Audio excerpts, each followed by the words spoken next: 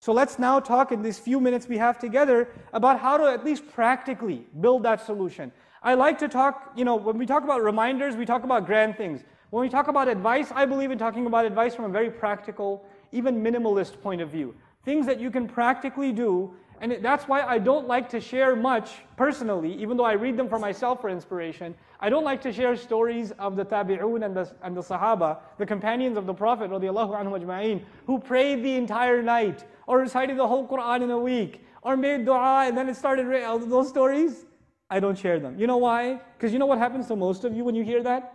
Man, they were so awesome. I'm so bad. Assalamu alaikum. That's the end of the... Man, Sahaba were really cool. I'm so going to hell. That's it. That's it. Let's start little by little. أَوَّلُ الْغَيْثِ قَطَرْ ثُمَّ يَنْهَمِرْ. The Arabs have a saying, it says, it's in many other cultures too, the first of the heavy rain is just a drop, then it pours, right? Let it build little by little. The first thing you got to do is you have to discipline your life, people. I have to do it, you have to do it. You know what it means to discipline your life? Go to sleep early. Pray Isha and go to sleep. Don't go to the hookah joint until 12:30 a.m. Don't go see a movie. Don't go hang out with your friends. Don't watch Islamic lectures until 2 in the morning. Do not. It is not beneficial for you. Pray Isha and go to sleep and wake up early. Wake up before Fajr. Give yourself 30 minutes, 15 minutes, 20 minutes. I know it seems impossible. It's only impossible because of Netflix at night. Okay? That's the only reason it's impossible. Give the nightlife up. Let the night be for sleep. At least you're not accumulating sin every night.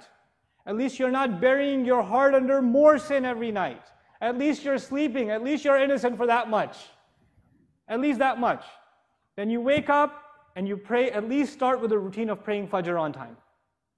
Start with Fajr on time. And the guys here, at least once a week, guys, make it to the masjid for Fajr. At least one. I don't ask you every day. Just one day a week. Give yourselves one day a week. And you don't catch the second rak'ah right before the salam. Right? And then after you finish making it up, you're like, oh, masjid today. That's right. You're like pointing at the right hand. You wrote that down? You got that? You got that? Fajr? You're like, yeah. Get to the masjid early. Let me tell you something about Fajr in the masjid. It has a spiritual impact that only people who go to it will experience. It can't be explained in a lecture.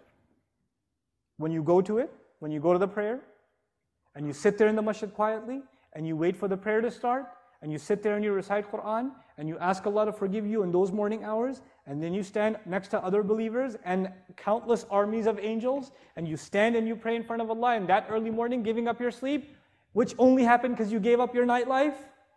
When you do that even once a week, the joy you will get out of it, as you are walking out of the masjid, you will wish to yourself you did that every morning. I swear to it.